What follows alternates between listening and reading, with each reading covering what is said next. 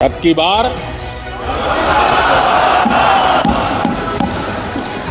पूरा देश कह रहा है, अब की बार खड़गे जी भी कह रहे हैं। लेकिन अध्यक्ष जी,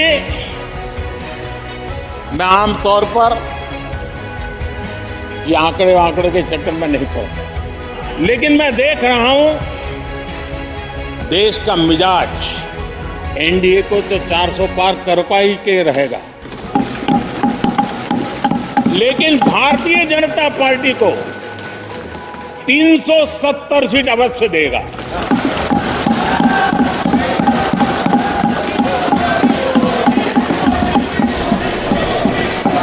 बीजेपी को 370 सीट और एनडीए को 400 पार।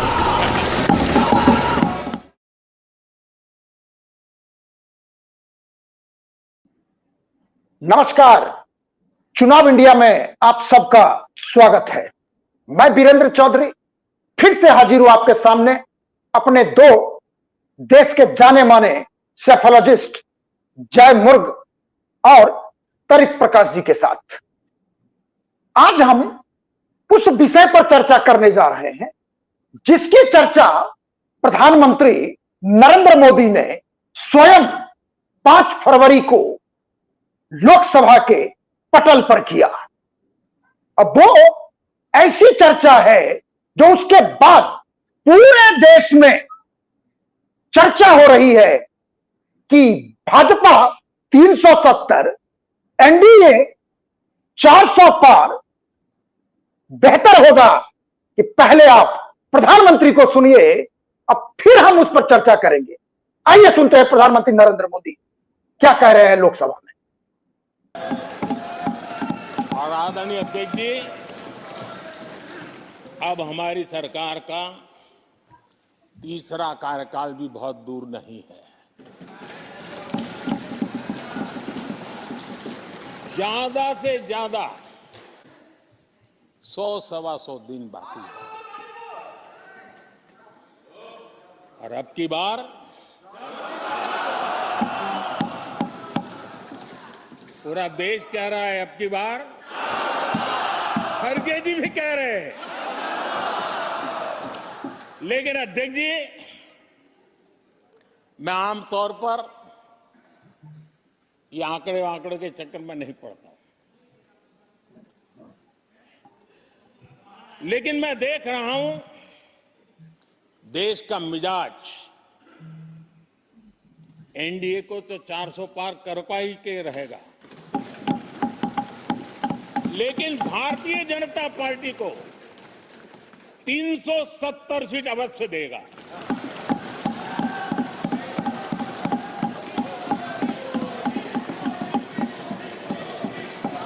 बीजेपी को 370 सीट और एनडीए को 400 पार।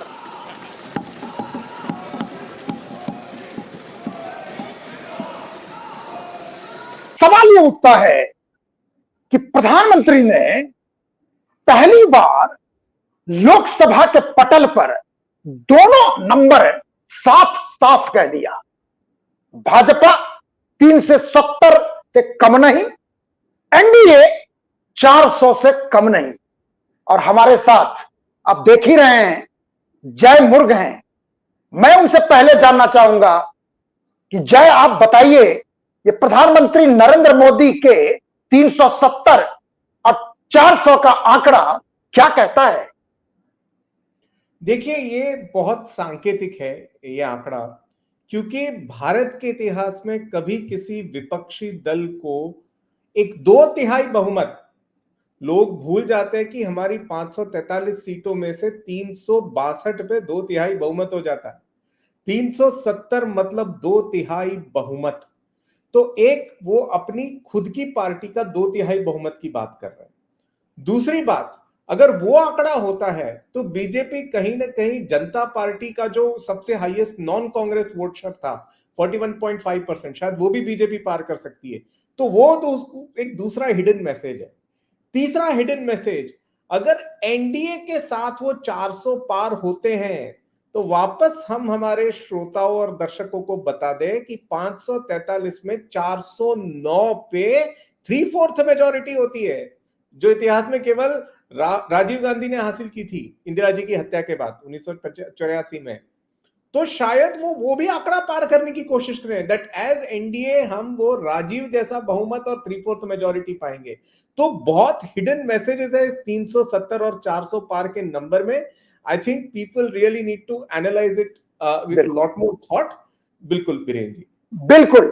जैसे हम पूछेंगे, इनके पास खास एक आंकड़ा है, और यह आंकड़ा बड़े मेहनत, जब से प्रधानमंत्री ने 5 तारीख को यह स्टेटमेंट दिया, उसी दिन से जय एक नया फॉर्मूला इजाद किए हैं कि वो कैसे नंबर आएगा। लेकिन इससे पहले हम तरिक प्रकाश जी से पूछेंगे, क्योंकि आप पूरे देश घूमते ही रहते हैं, जब भी बात करो तो कहेंगे हम सर्वे ही कर रहे हैं। अरे भैया, ये बताइए, मोदी जी का 370 400 आएगा कहां से? बहुत नमस्कार वीरेंद्र जी, जय। देखिए, मैं सचमुच देश घूमता रहता हूँ, इसलिए मैं जो जनता की नब्ज होती है उसी की बात करता हूँ। लेकिन अभी पार्टियों की खबर बात करते हैं। पार्टियों से जो खबर आ रही है, गठबंधन की बहुत सारी चीजें हो रही हैं, गठबंधन में पार्टियां इधर से उधर जा रही हैं, कोशिश की जा रही है कि एक माहौल बनाया जाए, या माहौल बना हुआ है कि एनडीए की जीत हो रही है, तो गठबंधन उनका मजबूत हो रहा है धीरे धीरे, इंडिया से टूट के आ रही है। खबरें देखी नीतीश की वगैरह वगैरह की। लेकिन इसके पीछे कहानी है। पीछे एक बीजेपी का एक इंटरनल सर्वे, आंतरिक सर्वे हुआ, जिसमें बीजेपी ने अपने 543 में से 240 ऐसी लोकसभा सीटों की पहचान की, जिसको उन्होंने कमजोर रूप में लिया कि शायद ये जीत भी सकते हैं या हार भी सकते हैं, या हारने की ज्यादा स्थिति न बन रही हो। उन्होंने उसके लिए उसको क्लस्टर में ही बांटा, 146 क्लस्टर में बांट करके एक वरिष्ठ नेता की ड्यूटी लगाई गई है। हर उस नेता, क्लस्टर के नेता की ड्यूटी 2 से 3 या 4 लोकसभा सीटों पर है, लेकिन इससे काम नहीं चला। फिर उन्होंने सोचा कि इसको कुछ और आगे लेके जाना पड़ेगा, ऐसे गठबंधन में नए लोगों को लाना पड़ेगा जिनसे प्रभाव पड़े, पूरे एनडीए को फर्क पड़े। और पिछले हफ्ते आपने देखा नीतीश की वापसी हुई। ना वो सिर्फ नीतीश की वापसी हुई है, बिहार में फायदा पहुंचेगा, इंडिया गठबंधन को धक्का पहुंचा, प्लस नीतीश के जो दोस्त हैं बाकी जगहों पे, जैसे अकाली दल से शायद वो बात कर सकते हैं, या ऐसे करके उनको लाने की बात हो रही है। साथ ही बीजेपी एक उनको कहें एक वो साथ में पेश कर रही है कि अगर आप अपने सिंबल पे लड़ेंगे एनडीए में होने के बावजूद, तो हो सकता है आप ना जीत पाए। तो आप बीजेपी के सिंबल पे कुछ अपने कैंडिडेट्स को लड़ाइए, जिससे उनकी जीत पक्की हो। इससे 2 चीजें होंगी, एक तो ये पार्टियों को समझाया जा रहा है, दूसरा साथ में ये होगा कि वो पार्टियां जो हैं सीटों की संख्या में बीजेपी को ज्यादा मजबूत करेंगी, अगर आप देखेंगे तो। जी वीरेंद्र जी। जी, अब हम आते हैं असली सवाल पे। जय मुर्ग ने जो रिसर्च करके, क्योंकि हमेशा आपके लिए एक्सक्लूसिव डेटा निकालते हैं, और अब सुनिए, पहला डेटा हमारा क्या कहता है। पहला डेटा जय मुर्ग साहब का है कि बीजेपी को एलआई जो रहे हैं उसकी जरूरत है। अब उसमें है क्या कि जैसे बिहार में 2019 के लोकसभा चुनाव में बीजेपी ने 17 सीटों पर लड़ा, 17 सीट जीता। तमिलनाडु में 1 सीट था एनडीए का, जो वहां के पूर्व मुख्यमंत्री के लड़के हैं, क्योंकि एआईडीएमके एलआई था। महाराष्ट्र में 48 में से 41 सीट एनडीए को मिला था, तो इनमें इनका था 23 सीट। अब ये जय कह रहे हैं कि बिहार में 17 से 23 होगा, तमिलनाडु में 1 से 8 होगा, ध्यान से सुनिएगा। महाराष्ट्र में कह रहे हैं कि 23 से 32 होगा। जय, सीधा सवाल है, आपने इतने नंबर बढ़ा दिए, दर्शकों को बताइए इतने नंबर आपने कैसे बढ़ा दिया? नहीं, ये अच्छा, ये हम एक हमारा डिस्क्लेमर पहले देते हैं। ये हमने एक, जिसे हम स्ट्रैटेजी गेजिंग कहते हैं, ये हमने स्टडी करके मैक्सिमम पॉसिबल स्ट्रैटेजी क्या हो सकती है बीजेपी की, उसकी हमने धारणा की है ना। तो मतलब ये नहीं कि ऐसा ही ऐसा कल हो जाएगा, लेकिन अगर बीजेपी में एक स्ट्रैटेजी मेकिंग होती तो शायद वो कैसी होती। तो ये एक उसका आकलन है और ये एक तथ्यों और फैक्ट्स पर आधारित है कि ग्राउंड का बिल्डअप कैसा है जिसको बीजेपी इस्तेमाल करना चाहती है। तो अगर बीजेपी देख रही है कि ग्राउंड पे बिल्डअप, जो जैसे तड़ित जी ने बताया कि उनके खुद के फेवर में थोड़ा वेव है, तो उस बिल्डअप को तड़ित जी कैसे एक्सप्लॉइट करते। तो तड़ित जी ने खुद बोला कि कुछ लीडर्स को बोलेंगे भाई आपका चांस लोटस सिंबल पे ज्यादा है, वहां लड़िए। तो एक एक चांस के बेसिस पे ये पॉसिबिलिटीज बनाई गई है, उसका मैं पूरा डिस्क्लेमर देता हूं। अब बिहार में फॉर एग्जाम्पल बहुत सी छोटी पार्टीज हैं। विकासशील इंसान पार्टी है, कभी राजद के साथ रहती है, कभी बीजेपी के साथ रहती है। मांझी की HAM पार्टी है।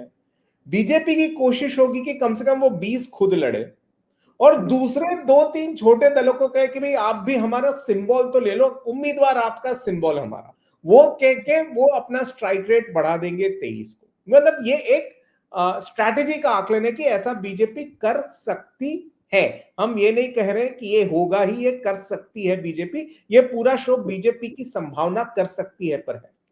तमिलनाडु में जहां पे अभी जो थेनी लोकसभा सीट उन्होंने जीती थी पूर्व मुख्यमंत्री के बेटे ने, उनकी अटकल कि उनको बीजेपी में ही लेंगे, तो वो बीजेपी के सिंबल आ गया।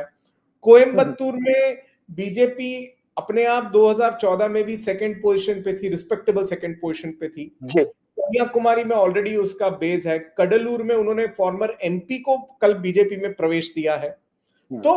तो वैसे हम देखें तो तमिलनाडु में भी एक स्प्रेड बनता है जहां बीजेपी की संभावनाएं बढ़ती हैं, और ये इसलिए बढ़ती हैं क्योंकि जो लोकल हैवीवेट है उनको बीजेपी का सिंबल मिलता है। जैसे वेल्लोर लोकसभा में AC षणमुगम है, पिछली बार अन्ना द्रमुक से बहुत नैरो मार्जिन से हारे थे AIADMK के टिकट पर। वो ऑलरेडी 2 महीने पहले घोषणा कर चुका है कि मैं बीजेपी का सिंबल लेने वाला हूं।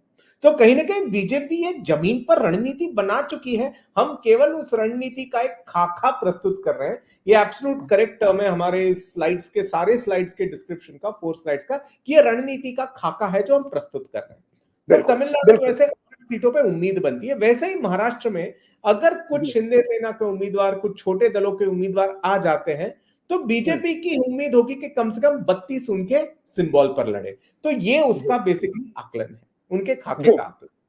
बहुत बढ़िया। तरित जी, आपसे, हालांकि अगला स्लाइड भी मैं लाना चाह रहा था, लेकिन मैं आपसे एक सवाल बिहार पर जानना चाहूंगा, ब्रॉड सवाल। आप जाते रहते हैं। पिछली बार 39 सीट मिला था NDA को, और अब की बार, पहले 2019 में नीतीश कुमार, बीजेपी और रामविलास जी की पार्टी थी, सीट मिला 39, लूज किया 1 सीट। अब की बार तो मांझी भी साथ हैं, कुशवाहा भी साथ होंगे। तो मुझे बताइए कि बीजेपी को, चाहे NDA को, आप बिहार में 40 में से कितना सीट देंगे? ब्रॉड क्वेश्चन है।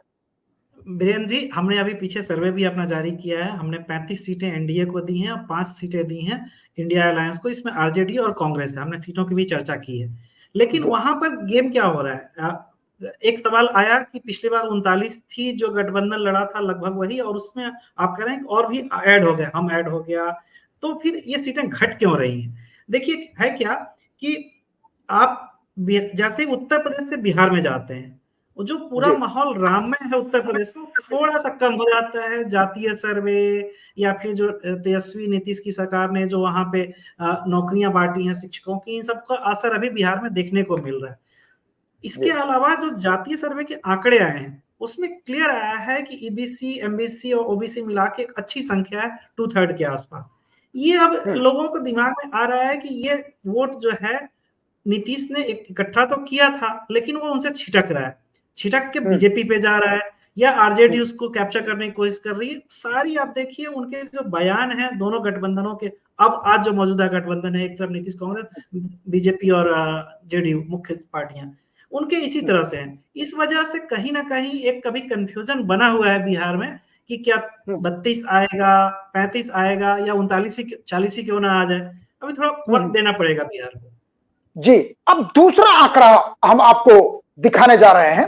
वो आंकड़ा में भी खास बात यह है कि जय मान रहे हैं कि NDA या बीजेपी इन राज्यों में पीक पर जाएगी। अब वो पीक क्या है और राज्य कौन सा है? तेलंगाना में पिछली बार 4 सीटें थी। इनका मानना है कि अब की बार वो 8 होगा। तमिलनाडु में जैसा मैंने पहले बताया वो 8 होगा वहां भी। केरला में एक भी सीट नहीं था, 4 होगा अब की बार। उड़ीसा में 8 सीट था, अब की बार 11 होगा। बंगाल में पिछली बार 18 सीट था, अब की बार इनका मानना है कि 21 होगा। आंध्र प्रदेश, जहां पर बीजेपी का खाता तक नहीं खुला था 2019 में, 1% वोट मिला था, वहां पे ये कह रहे हैं कि 8 सीट मिलेगा लोकसभा का। उत्तर प्रदेश में जहां पर पिछली बार 62 सीट मिला था, अब की बार जय कह रहे हैं 74। जय, आपने तो पीक बना दिया। मोदी जी देख रहे होंगे तो उनको भी लग रहा होगा कि चलो भैया अपना दूसरा गुजराती एक्सरसाइज करने में लग गया है। ये कैसे हो वो बताइए जय आप।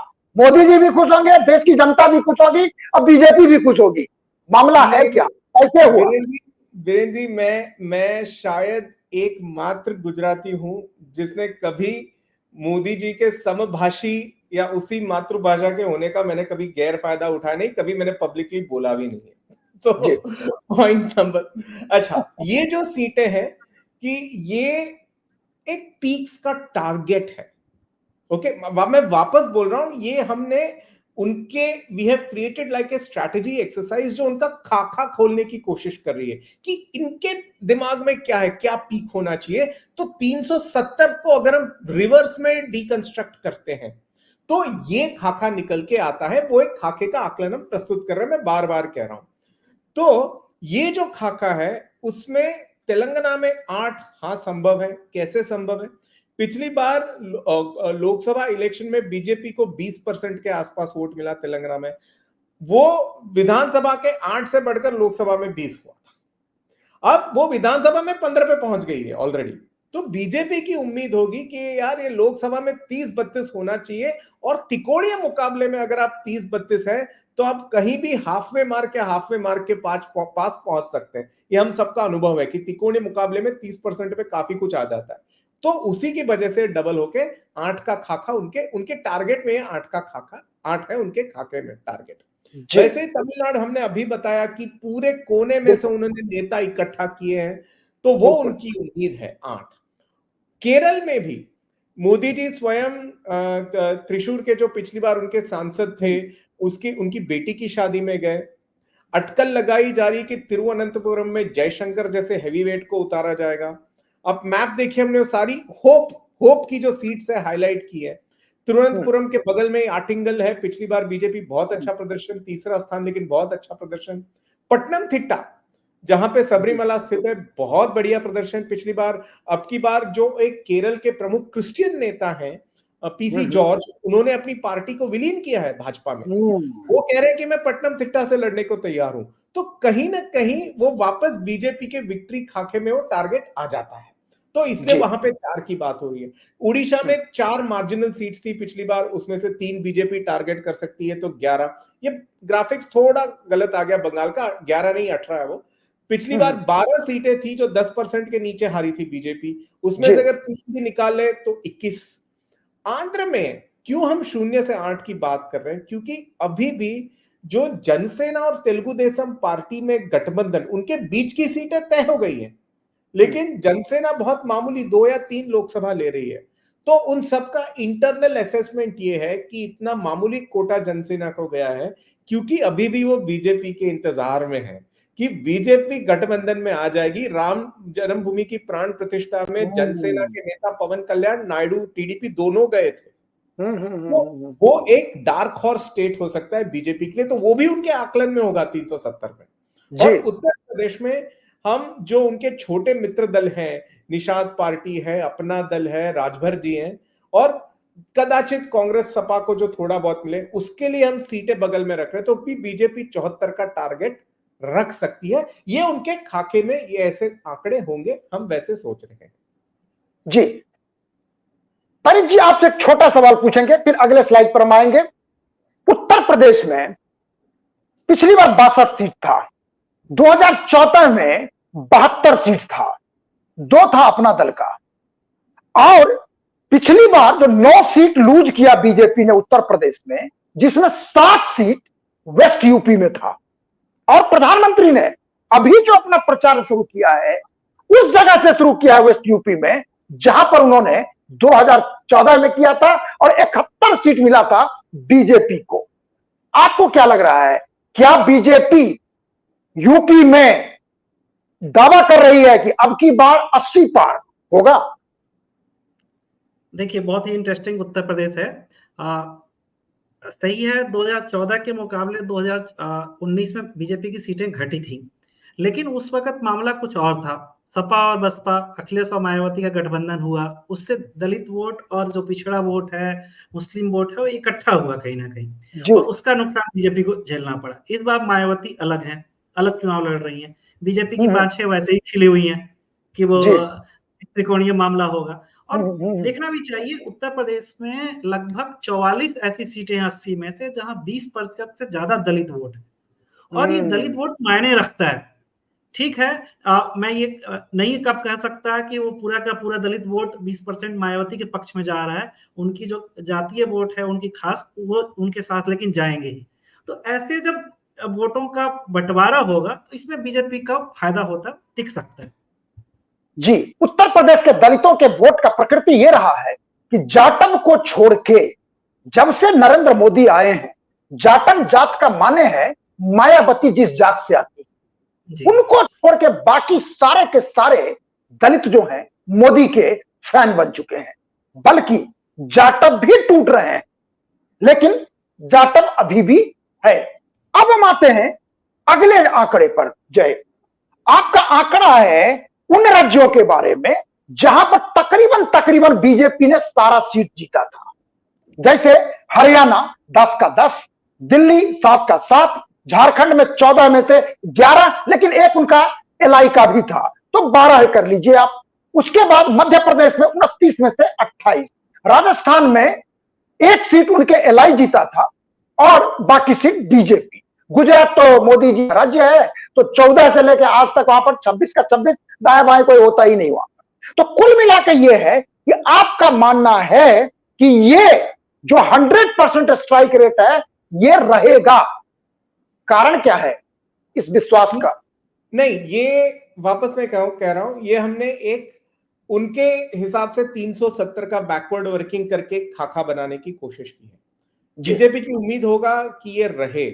मतलब हरियाणा में जब भूपिंदर हुडा और दीपेंद्र हुडा दोनों हार गए तो भी बीजेपी की वही उम्मीद होगी कि वैसा रिजल्ट रिपीट हो। दिल्ली में 7 का 7 रिपीट हो। अब लोग कह रहे हैं कि प्राण प्रतिष्ठा के बाद कहीं ना कहीं छिंदवाड़ा में भी दिक्कत हो सकती है, तो 28-29 हो सकता है। अब सिंधिया जी जो पिछली बार बेस्ट रनर अप थे उनके गुना में, वो भी अब बीजेपी में आ गए, तो वो भी एक कंसोलिडेशन है। झारखंड में राजमहल और जो दूसरी लोकसभा सीट उन्होंने हारी है, जहां गीता कोड़ा सांसद है, वहां पे भी प्रयास चल रहा है कि गीता कोड़ा को अंदर ले ले, नहीं तो गिलुआ परिवार से किसी को वहां पे टिकट दे दे लड़ने के लिए। राजमहल में जनवरी में ही उम्मीदवारों का चयन हो गया। मतलब बीजेपी वहां पे भी फुल 14 का टारगेट, मैं वापस कह रहा हूं, ये हमारा ऐसा नहीं, लेकिन स्ट्रैटेजी में उतर रहे हैं कि उनकी स्ट्रैटेजी में क्या है। तो उनकी स्ट्रैटेजी में झारखंड में भी फुल 14 है।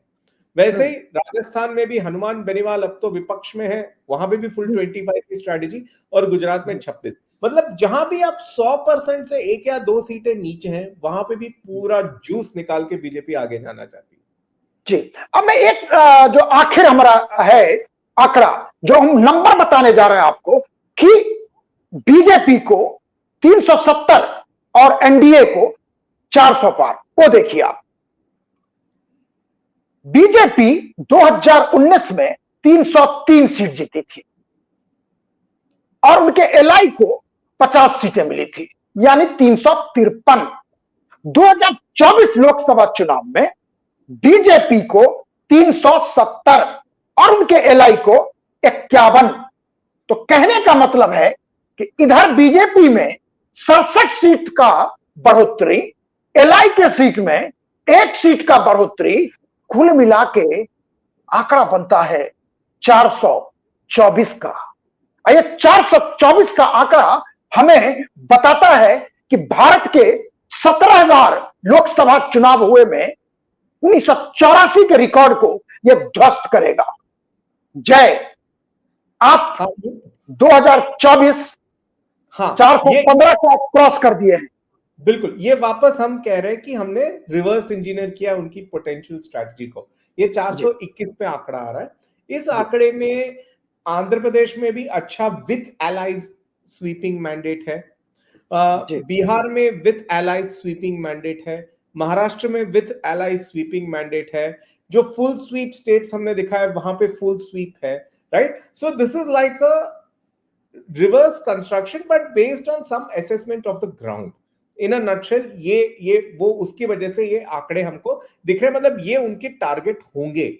मतलब बीजेपी शायद अंदर सोच रही होगी कि एज एनडीए हम मैक्सिमम 122 सीटों को राइट ऑफ करने वाले हैं, लेकिन 421 पे तो पूरा लड़त देंगे।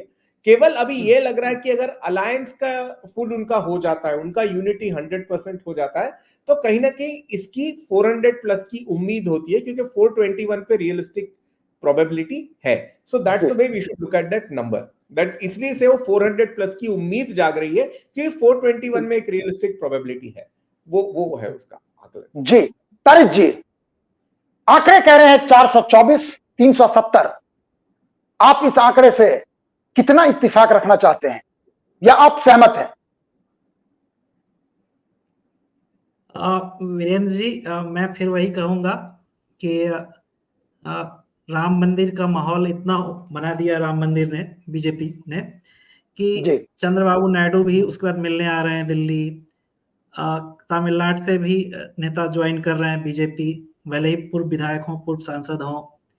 आंध्र प्रदेश, तमिलनाडु, केरल को छोड़ के, मैं अभी केरल में असर में नहीं जाऊंगा, कर्नाटका, तेलंगाना, इन सब जगहों पे जब उसका असर दिखने लग गया है दक्षिण के राज्यों में, तो फिर आप उत्तरी जो हिस्सा है, जो हिंदी पट्टी है, उसमें कैसे नहीं आप असर देखेंगे। और अगर वो असर आ रहा है तो फिर कहीं ना कहीं एक संख्या बनेगी, और अगर संख्या बनेगी, अगर ये 2/3 तक जाती है, तो 370 का एक आंकड़ा ठीक है। अभी बाकी लोग नहीं जोड़ पा रहे, लेकिन बीजेपी ने, मोदी ने जोड़ा है कहीं से, तो हमें भी उसको देखना पड़ेगा। हम वापस कहेंगे कि केवल एक हम्बल प्रयास है हमारा उस वाक्य को, and I should be proud that we are the only channel जो शायद उस वाक्य को साइंटिफिकली हम डीकंस्ट्रक्ट करने की कोशिश कर रहे हैं कि ये कहां से आ सकता है। That's all, it's a scientific deconstruction based on some study, that's it. जी देखिए, मेरा जहां तक सवाल है, मैं भी चाहूंगा कि मैं भी अपनी बात रखूं, और हम जय के आंकड़ों से सहमति रखते हैं। मेरा आधार थोड़ा अलग है। आधार 2-3 बात है। 2014 के लोकसभा चुनाव में बीजेपी को मिलता है 17 करोड़ वोट, सीट मिलता है 282, वोट मिलता है 31%। 2019 में वोट मिलता है तकरीबन 23 करोड़, यानी 22 करोड़ से ज्यादा, वोट फीसदी होता है लगभग 37.5%, यानी टोटल वोटर है 83 करोड़ 2014 में, और 19 में होता है 88 करोड़। देखिए, खासियत यह है ये 4 आंकड़ों में कि कुल वोटर बढ़ता है 5 करोड़, बीजेपी का वोट बढ़ता है 5 करोड़, 282 से होता है 303। सवाल यह उठता है कि यदि वो 5 करोड़ बीजेपी को गया, तो अब की बार जो नया जुड़ेगा वो कहां जाएगा? जबकि 5 फैक्टर ऐसे हैं, मोदी फैक्टर, मंदिर फैक्टर, महिला फैक्टर, युवा फैक्टर, किसान फैक्टर, जो नए जाति का मोदी जी ने निर्माण किया है। और उसमें एक और है, लाभार्थी 80 करोड़, युवा 25 वर्ष से कम 70 करोड़, 35 वर्ष से कम 91 करोड़। कहने का मतलब यह है कि ये आंकड़े ऐसे हैं, आपको लग रहा होगा कि हमारा जो आंकड़ा है जय का वो थोड़ा अतिशयोक्ति है, लेकिन यदि इन कारणों पर आप ध्यान देंगे, देखेंगे, तो आपको लगेगा, आपको भी लगेगा कि 2024 का चुनाव एक इतिहास रचेगा।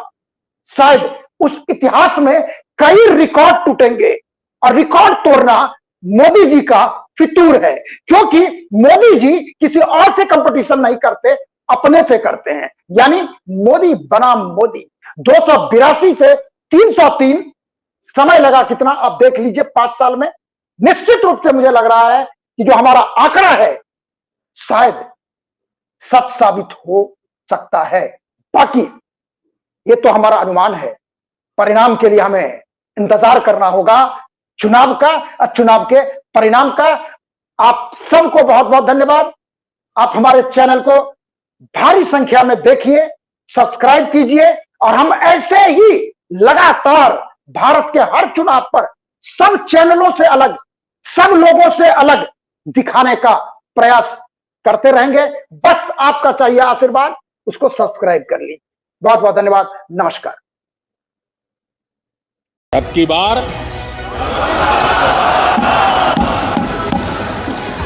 पूरा देश कह रहा है, अब की बार खड़गे जी भी कह रहे हैं, लेकिन अध्यक्ष जी मैं आमतौर पर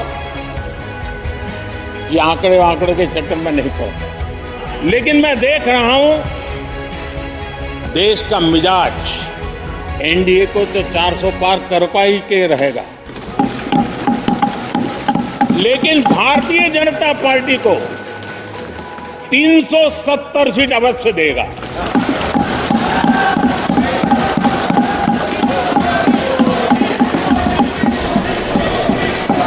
बीजेपी को 370 सीट और एनडीए को 400 पार।